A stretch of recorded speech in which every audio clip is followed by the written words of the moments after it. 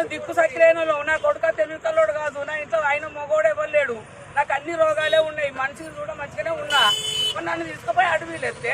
Mangalya shopping mall ఇప్పుడు Dilsukh Nagar main road లో July 17న grand opening. నాకు ఓరాత్రి రోగం వస్తే నన్ను ఎవరు తీసుకొస్తారు, దవాఖాన పంట ఎవరు తిప్పుతారు, నాకు అది కావాలి పరిష్కారం, నా ఇల్లు పోకుండా నన్ను కాపాడాలి అంతే.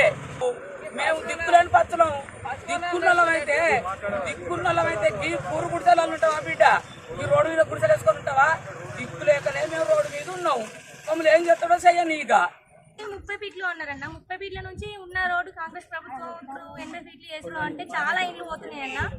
ఈ రోడ్డుకు 3 బస్సుల కంటే ఎక్కువ పోవన్నా, 3 బస్సులు ఏదైనా చేర్యాల హైదరాబాదు, ఇక్కడ నుంచి కొమరవెల్లి పోతుంది, ఇక్కడ కాలేజీ బస్సు మామూలుగా ఒక 2 పోతాయి అన్న.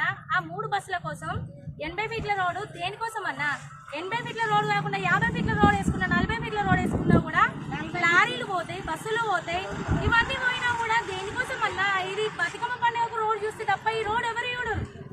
ఈ రోడ్డుకు మీరు పొద్దంతా ఉండి నిలబడి లెక్క పెట్టినా కూడా కార్లు బస్సులు ఎన్ని ఉన్నా 108 రోడ్లు లెక్క పెట్టుకోవచ్చు అన్న. మెయిన్ రోడ్డుకు లేని హైవే ఇప్పుడు ఈ గల్లీలకు మేము ఎవరు లేదు, చేసుకునే చేతుల కట్టంతోనే బతికే వాళ్ళం.